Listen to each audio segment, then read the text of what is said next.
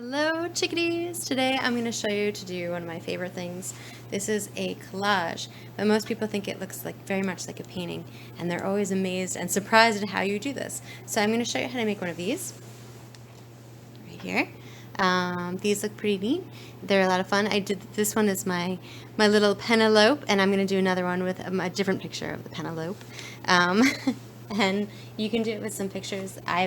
If you're in my class, I provided pictures, but if you're at home, you just want to get a black and white photograph and take a picture of it and print it out, or get a picture you like of something you would like to see printed out, and just black and white photograph works perfectly. So if you're working on paper, what you want to do first is tape it down, because it's going to get warped, like as you work on it and you get it wet. So you could, if you have watercolors at home, you could use them, or you could use markers. I've done this before a bunch, where we use markers and they turn into watercolors. So the first thing I'm going to do is tape it down, and when I'm taping it, I'm thinking about making a little frame. Now this tape is a little old, so it's might eat my paper a little bit, but I kind of actually like the way that looks when it eats the paper a little bit. So I'm going to make my frame here around it. I might have to have a two-sided frame. This tape is so old, it's stuck to itself. Isn't it an exciting video of somebody taking tape off? It's very exciting. Oh no. Alright, that's definitely stuck there. Come on!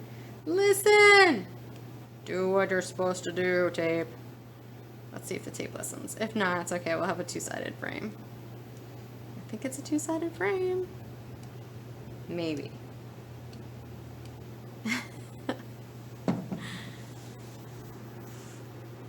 Alright, we're going to try another color. Maybe this tape will behave. And what I'm doing is just making a little frame that will keep, hopefully it's just big enough. Oh, it just made it just enough. So you have your frame down like that.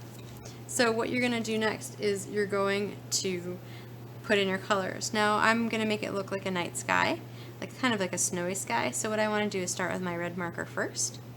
So after that's taped down, you're going to break this into thirds. The first third is red.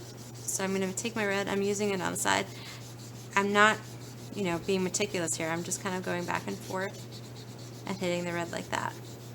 The next thing I'm going to do is I'm going to mark where I want to end my blue. So I said it's about a third. I went a little bit over. So this will be we're going to end with that blue. But that blue, I'm going to go back and forth over here. But I'm also going to go on top of my red. And what did I get? Purple! I know, you're shouting this at home. So now I have my two colors, my two primaries. It works with any two primaries, actually. It looks really nice. And the next thing you're going to do is get a brush. I have some pretty, and make sure it's clean before you do this. So you're going to take your brush, and what I like to do is I'm going to work on let's work the dark to light.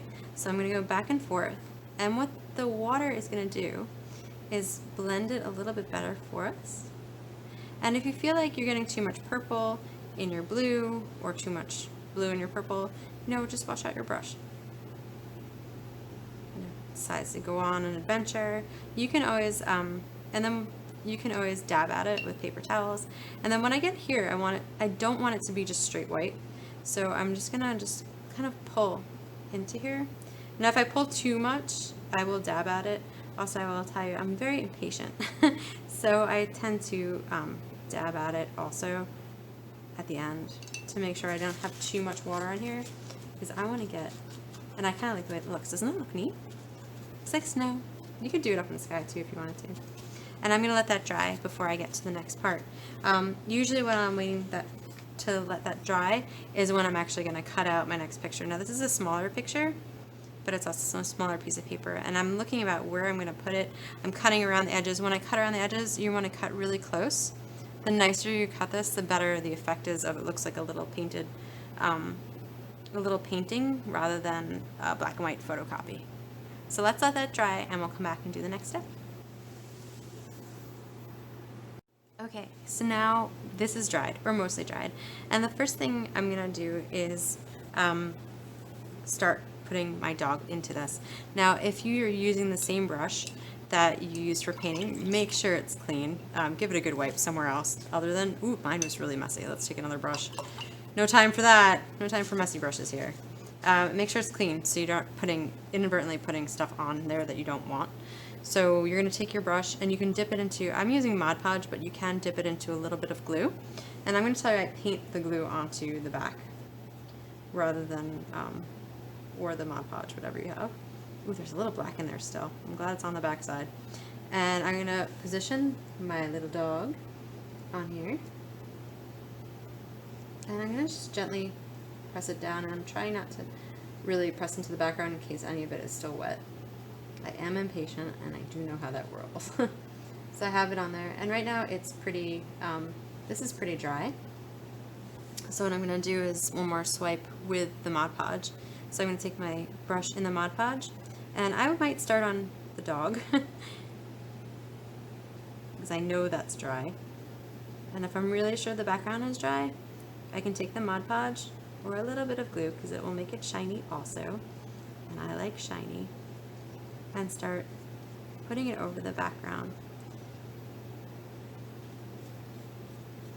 Now I've done these before where I've put words into them, which looks really nice, or somebody's name. That's also nice. And that's pretty much it. What, again, because I put the tape on poorly at the beginning, it will have like a little, it'll have a little frame. Now my kids would call this very satisfying, so I do like to take it off too. So it makes like a little frame, and so it's going to look like a little postcard. And I actually like these little drips that kind of happen over here. I think they add to it rather than detract. Alright, come on off. Be free. Whoop, there you go. Isn't that neat? I love the way these look, and everybody thinks, like, how did you do that? Can you guys see it? Let me get a little more focused in there. And they're really neat little painting/collages. I hope you enjoyed, and remember, just keep drawing.